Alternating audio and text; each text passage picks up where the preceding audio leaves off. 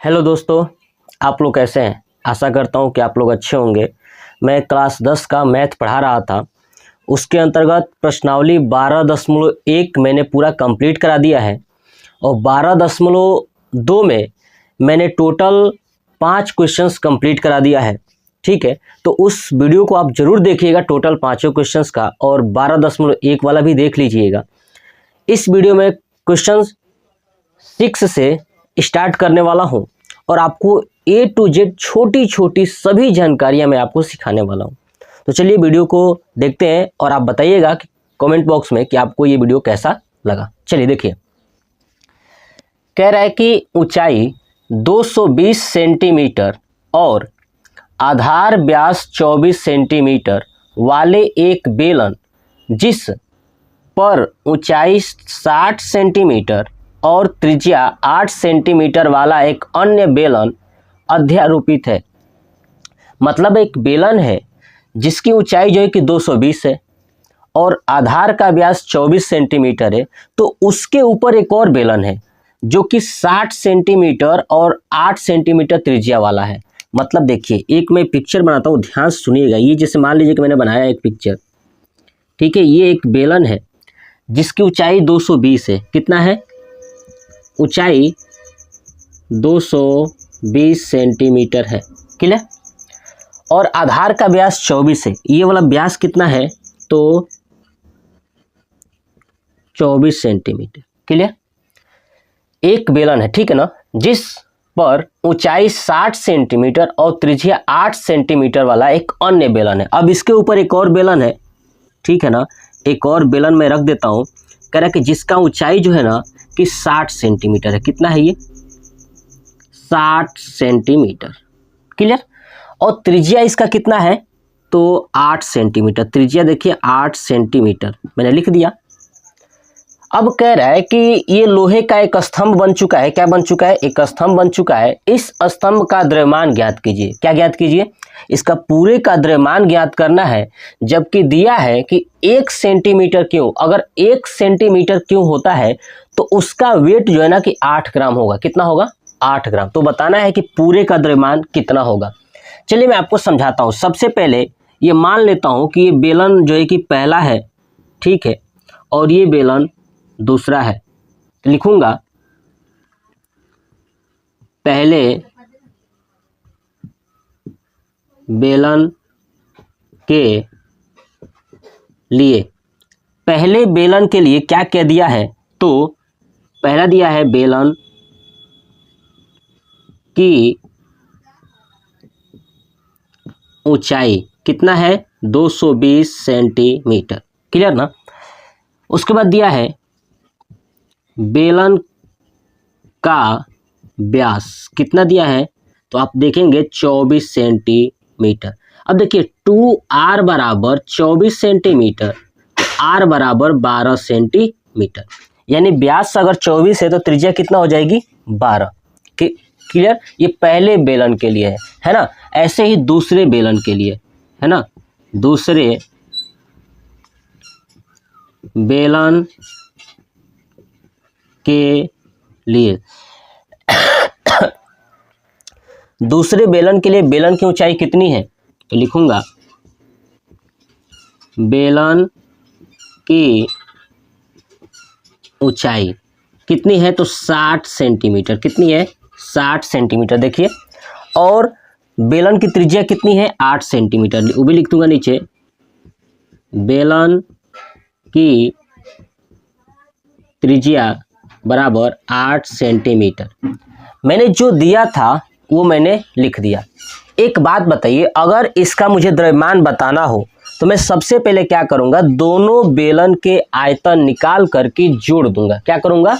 जोड़ दूंगा। तो चलिए सबसे पहले यही कर लेते हैं। अब लिखूंगा कि स्तंभ, ये क्या बना है? लोहे का एक स्तंभ। तो लिखूंगा स्तंभ का आयतन। स्तंभ का आयतन निकालने के लिए क्या करना होगा? तो पहले बेलन का आयतन है ना, पहले बेलन का आयतन प्लस दूसरे बेलन का आयतन। अब पहला बेलन ये वाला है तो मैं ऐसे लिख दूंगा, इसका आयतन क्या होगा, पाई r1 स्क्वायर, ठीक है, और h1, पाई r1 स्क्वायर h1, ठीक है, क्योंकि पहला है तो इसलिए r1 h1 लगा दिया, प्लस दूसरे के लिए पाई r2 स्क्वायर h2, है ना, ये लगा दिया। चलिए पाई दोनों में है तो दोनों में कॉमन ले लेंगे बाहर। r1 का मान कितना है, यानी पहले वाले के लिए r1 कितना है तो 12, तो देखिए लिखूंगा 12 गुणे 12 प्लस h2 कितना है, ठीक है, 220, तो 12 गुणे 12 गुणे 220, है ना, लिख दूंगा 220 प्लस यहाँ पे R2 बचा, तो R2 क्या है तो 8 है, तो 8 गुणे H2 कितना है तो 60, ये लिख दूंगा। अब इसको सॉल्व करूंगा, क्लियर। देखिए तो 12 गुणे 220, इसको अब सॉल्व करेंगे तो क्या आएगा, देखिए पाई 12 गुणे 12 यानी 144 गुणे 220 प्लस 8 64 गुणे 60, है ना, ये कोष्टक बंद हो जाएगा। अब इसको सॉल्व करते हैं। 144 गुणे 220 को गुणा करेंगे तो कितना आएगा, 144 गुणे 220 को गुणा करेंगे तो आपका हो जाएगा 882, ठीक है, ये आएगा 288 गुणे 11 गुणे 10, ठीक है, 8 8 8 16 9 10 11 31 68 यानी 31,680 आएगा। 144 गुणे 220 को गुणा करेंगे तो लिखेंगे पाई कोष्टक में 31,680 प्लस, ठीक है, आप गुणा कर लीजिएगा। उसके बाद 64 गुणे 60, तो ये हो जाएगा 0, 6 चौक 24 का 4, 2 6 चौक 36 37 38 यानी 3,840। अब इसको जोड़ देंगे तो 0 का 0, 8 4 12, 8 6 14 और 1 15, 3 और 1 4 और 1 5 और 3 और पाई। अब देखिए पाई का मान मैं यहाँ पे अब रख दूंगा 3.14, कितना रख दूँ, 3.14 रख दूँ, क्लियर। चलिए अब इसको गुणा करेंगे तो जो भी आएगा आयतन ये सेंटीमीटर क्यूब में आएगा। अब इसका गुणा करना है तो चलिए गुणा कर देता हूँ साइड में कि 35,520 गुणे 3.14, है ना, गुणा करना है तो चलिए मैं गुणा कर देता हूँ। 0 4 दूना 8 और 4 पच्चे 20, 4 पच्चे 20 तो 22, 4 तिया 12 और 13 14, 1 से करेंगे तो 0 2 5 5 3, 3 से करेंगे 0, 3 दूना 6, 3 5 6 15 के 5, 1 3 5 6 15 और 1 16, 3 का 9 और 1 10, क्लियर।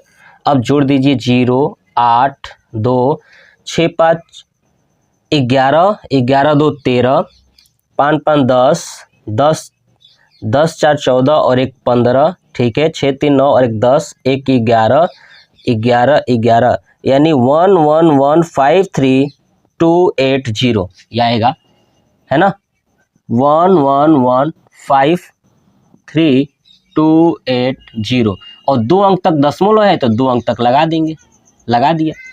तो इतना सेंटीमीटर क्यों हमारा आयतन आ गया, क्लियर। अब हमसे कहा है कि 1 सेंटीमीटर क्यों लोहे का द्रव्यमान जो है कि 8 ग्राम है, तो नीचे लिखूंगा कि 1 सेंटीमीटर क्यों लोहे का द्रव्यमान बराबर 8 ग्राम। तो देखिए हमारे पास इतना सेंटीमीटर क्यों है ना, तो निकालूंगा 11153.2.80, ठीक है। अगर 1 सेंटीमीटर क्यों का इतना है तो इतना सेंटीमीटर क्यों बराबर लिखूंगा 11153.2.80 गुणे 8 ग्राम, क्लियर। अब गुणा करिए तो 8 0 0 8 8 64 का 4, 6 8 दूना 16 और 6 22 का 2, ठीक है, अतिरिक्त का 24 25 26 फिर 2, 8 5 40, 2 42 यानी 4, 8 एकम 8, 4 12 का 2 1 8 और 1 9, 8 एकम 8। ठीक है, तो ये आएगा 8 8 9 2 2 6 2.40। ये आएगा ग्राम में। किस में आ जाएगा? ग्राम में। ये हमारा आंसर आ जाएगा ग्राम में। अगर आप इसे केजी में चेंज करना चाहते हो तो 1000 से भाग देंगे तो ये जो दशमलव है 3 अंक इधर आ जाएगा, यानी 892.2624 केजी, यानी ये हो जाएगा हमारा आंसर, यानी 892.2624 केजी। देखिए आपको एक कॉन्सेप्ट बताता हूँ, पाई का मान अगर मैं पहले ही यहाँ पे रख देता तो मैं गुणा भाग करने में बड़ी ज़्यादा दिक्कत होती, इसलिए मैंने पाई का मान लास्ट में आके रखा। तो आप ऐसे ही करिएगा, जब क्वेश्चन आए तो पाई का मान कोशिश करिएगा कि लास्ट में रखें। तो ये था हमारा क्वेश्चन नंबर 6। आप इसको स्क्रीनशॉट ले लीजिए, मैंने आपके सामने हूबहू सब कुछ प्रूफ करके दिखाया, तो आप एकदम ध्यान से सुनिए और क्वेश्चंस को सॉल्व करिएगा। देखिए क्वेश्चन नंबर 7 कह रहा है कि एक ठोस में ऊंचाई 120 सेंटीमीटर और त्रिज्या 60 सेंटीमीटर वाला एक शंकु सम्मिलित है। मतलब जो है कि शंकु है उसका ऊंचाई 120 सेंटीमीटर और उसकी त्रिज्या 60 सेंटीमीटर का है। जो 60 सेंटीमीटर त्रिज्या वाले एक अर्धगोले पर आरोपित है, मतलब एक अर्धगोला है उसके ऊपर ये शंकु है। इस ठोस को पानी से भरे हुए एक लंबवृत्तीय बेलन में इस प्रकार सीधा डाला जाता है कि यह बेलन की तली को स्पर्श करे। मतलब ऐसा डाला जाए ताकि वो बेलन की तली तक जाके बैठ जाए। ठीक है ना। यदि बेलन की त्रिज्या 60 सेंटीमीटर और ऊंचाई 180 सेंटीमीटर है तो बेलन में शेष बचे पानी का आयतन ज्ञात कीजिए। देखिए हमारे पास एक, मान लीजिए कि ये बेलन है, ध्यान सुनिएगा, ये बेलन है। ठीक है, मैंने एक बेलन बना दिया। कह रहा है कि जो बेलन की ऊंचाई है 180 सेंटीमीटर है। कितना है? 180 सेंटीमीटर है। ठीक है, ध्यान से देखिए 180 सेंटीमीटर। त्रिज्या कह रहा है कि 60 है। ये त्रिज्या जो एक दिया है ये कितना है? 60 सेंटीमीटर है। ठीक है, ये बेलन है। क्लियर? तो बेलन मैंने बना दिया, आप ध्यान से देख ही रहे हो। अब कह रहा है कि इस बेलन के अंदर ना पानी भरा हुआ है और क्या करता है कि एक शंकु को, ठीक है ना, जो 120 सेंटीमीटर ऊंचाई की है और 60 सेंटीमीटर त्रिज्या की है, ठीक है, वो अर्धगोला के ऊपर है और अर्धगोला 60 सेंटीमीटर का है। देखिए मैं यहाँ से अगर अर्धगोला बना दूँ, ठीक है, आप ध्यान से देखिएगा, इसे अर्धगोला बना दूँ, है ना, ये अर्धगोला, ठीक है, ये वाला दिख रहा है आपको अर्धगोला। तो कह रहा है कि जो अर्धगोला है ना उसकी त्रिज्या 60 सेंटीमीटर है, यानी यहाँ से लेके यहाँ तक की त्रिज्या कितनी है? 60 है। बेलन का भी 60 है, अर्धगोले का भी 60 है। इसका मतलब अर्धगोला बेलन से सटा हुआ होगा। आ रहा समझ में ना? ठीक है। कह रहा है कि अब जो है कि इसके ऊपर क्या है कि एक शंकु है और शंकु की ऊंचाई 120 है। देखिए अगर ये अर्धगोला है तो अर्धगोला इधर 60, नीचे भी कितना? 60, तो ऊपर कितना बचा होगा? 120। इसका मतलब पूरा ऊपर तक क्या है? एक शंकु है। एक क्या है? शंकु है, जिसकी ऊंचाई जो है कि 120 है। कितना है? 120। ये बात हम लोग जानते हैं।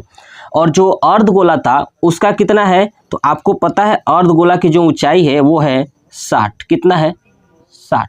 यानी त्रिज्या ही क्या है? उसका ऊंचाई है। और टोटल बेलन 180 है, तो देखिए शंकु का 120 और इसका 60, किसका? अर्धगोले का। तो ये टोटल मिला के 180। इसका मतलब कि ऊपरी सिरा से लेकर के निचली सिरा तक ये बेलन से सटा हुआ होगा। बस इतना ही आपको ये पिक्चर बनाना है। अब कह रहे कि अगर इसमें पानी भरा होता, किसमें? बेलन में पानी होता, और जब आप ये बना हुआ जो ठोस है, जब इसको पानी के अंदर डाल रहे हो तो कुछ पानी बाहर निकल जाता है। तो बताना ये है कि इसके अंदर कितना पानी बचा हुआ है। ठीक है ना। शेष पानी का आयतन बताना है। ठीक है, चलिए अब एक बात बताइए, अगर मैं पूरे बेलन का आयतन निकाल दूं, ठीक है, पूरे बेलन का आयतन निकाल दूं, उसमें से ये शंकु और अर्धगोले का आयतन निकाल के, ठीक है, घटा दूं तो पता चल जाएगा ना कि इसके अंदर कितना पानी है। जैसे मान लीजिए कि आप एक बाल्टी लीजिए, बाल्टी में 1 बाल्टी पानी भरिए और उसमें से 1 लोटा पानी निकाल लीजिए। तो आपसे पूछा जाए कि बताइए बाल्टी के अंदर कितना पानी है, तो आप क्या करोगे? सबसे पहले क्या करोगे, पूरे बाल्टी का पानी को जोख लो, है ना, नाप लो कितना है, और उसमें से 1 लोटा जब निकालोगे तो उसको नाप लो, फिर पूरे में से 1 लोटा को घटा दोगे तो पता चलेगा कि बाल्टी में कितना है। वही यहाँ पे है, पहले बेलन का निकालेंगे, फिर शंकु और अर्धगोले का निकाल के घटा देंगे तो पता चल जाएगा कि इसमें कितना है। तो अब चलिए इसको सॉल्व करते हैं। अब लिखा है पानी का आयतन, तो मैं लिखूंगा पानी का आयतन। पानी का आयतन पूछा है ना, तो शेष पानी का पूछा है, तो चलिए मैं ये भी जोड़ देता हूं, शेष पानी का आयतन। अब शेष पानी का आयतन कैसे निकालेंगे, तो सबसे पहले बेलन का आयतन, क्या लिखूंगा, बेलन का आयतन, फिर माइनस करूंगा शंकु और अर्धगोले के आयतन को जोड़ के घटा दूंगा, ठीक है ना। तो लिखूंगा माइनस कोष्टक में शंकु का आयतन प्लस अर्धगोले का आयतन। देखिए बेलन का आयतन क्या होता है, पाई आर स्क्वायर एच, ठीक है, माइनस शंकु का होता है 1/3 पाई आर स्क्वायर एच, प्लस अर्धगोले का होता है 2/3 पाई आर क्यू, ठीक है। देखिए अब यहाँ पे रखना स्टार्ट करूँगा। आप देखिए सबसे पहले यहाँ पे देख रहा हूँ कि सब में पाई क्या है, कॉमन है। देखिए सबकी त्रिज्या अलग अलग है, क्यों, क्योंकि अर्धगोले की त्रिज्या अलग है ना, शंकु की त्रिज्या और किसकी त्रिज्या, आप देख रहे हैं बेलन की त्रिज्या, ठीक है। देखिए अगर मैं एक कॉन्सेप्ट देखूं तो हमें दिख रहा है कि बेलन की त्रिज्या कितनी है, 60 सेंटीमीटर, अर्धगोले की कितनी है, 60 सेंटीमीटर, शंकु की कितनी है, 60 सेंटीमीटर, मतलब सब में त्रिज्या समान है, तो त्रिज्या भी बाहर आ जाएगी। तो मैं लिख दूंगा, क्या लिखूंगा, ध्यान सुनिए, यहाँ पे आर स्क्वायर है, यहाँ भी आर स्क्वायर है, यहाँ पे आर क्यूब है, तो मैं कॉमन ले लूंगा पाई आर स्क्वायर, क्या बचेगा इधर, ठीक है, मैं कॉमन लूंगा तो क्या बचेगा, यहाँ पे लिखता हूँ H minus pi R square common हो गया तो ये बचा h/3, है ना, इस वाले में। चलिए ये माइनस है तो माइनस से माइनस में हो जाए तो माइनस, यहाँ पे क्या बचेगा, तो ऊपर बचेगा 2/3 पाई आर क्यू में से अगर आर स्क्वायर कॉमन हो गया तो बचा होगा आर, ये ऐसे, ठीक है। ये माइनस यहाँ पे आया क्योंकि माइनस से गुणा कर दिया मैंने, बस। एच का मान, ये एच किसका है, तो बेलन का, है ना, पहला क्या है, बेलन, तो बेलन का एच कितना है, 180, तो मैं लिखूंगा पाई आर स्क्वायर 180 माइनस, ठीक है ना, क्या लिखूंगा, माइनस। अब देखिए दूसरा एच किसका है, शंकु का, शंकु का कितना है, 120, लिख दूंगा 120/3 माइनस 2/3। अब देखिए आर, आर किसका है, अर्धगोले का, अर्धगोला कितना है, तो 60, लिख दूंगा गुणे 60। इसको सॉल्व करेंगे, देखिए 3 चौक 12, 3 दूना 6, ठीक है। ये अब यहाँ पे क्या बचा, पाई आर स्क्वायर 180 माइनस 40 माइनस 20 दूना 40 कोष्टक बंद। ये हो गया पाई आर स्क्वायर 180 माइनस 40 80 हो जाएगा, तो घटा देंगे तो बचेगा 100, यानी पाई आर स्क्वायर गुणे 100, ठीक है। चलिए अब हम क्या करेंगे कि हमसे पूछा क्या था कि शेष पानी का आयतन, चलिए तो निकल ही रहा है, बिल्कुल कोई दिक्कत नहीं है। अब 3.14 गुणे आर स्क्वायर गुणे 100, 100 से गुणा करेंगे 3.14 में तो हो जाएगा 314 गुणे आर स्क्वायर। अब इसके आगे चलता हूँ, यहाँ पे लिखता हूँ 314 गुणे आर का मान कितना है, तो 60 है ना, तो 60 गुणे 60, अब कर दूंगा तो हो जाएगा 3600 गुणे 314, है ना। तो अब 314 में 36 का गुणा करके डबल जीरो लगा देंगे। चलिए गुणा कर लेता हूँ यहीं पे, 314 गुणे 36, 6 चौक 24 का 4, 2, 6 एकम 6, 7 8, 6 18 लिख दिया, 4 तियां 12 का 2 हासिल 1, 3 एकम 3 और 1 4, तितरी का 9 लिख दिया। अब जोड़ देंगे 4 8 2 10, 8 4 12 और 1 13, 9 और 1 10, है ना। 10 3 0 4 ये आया। ठीक है, फिर से एक बार कर लेता हूँ। 6 चौक 24 का 4, 2, 6 कम 6 2 8, 6 18, ठीक है, 3 चौक 12 का 2 1, 3 एकम 3 और 1 4, तितरी का 9, 4 8 2 10, 8 4 12 और 1 13, 9 और 1 10 और 1 11, सॉरी 11 आएगा। क्लियर।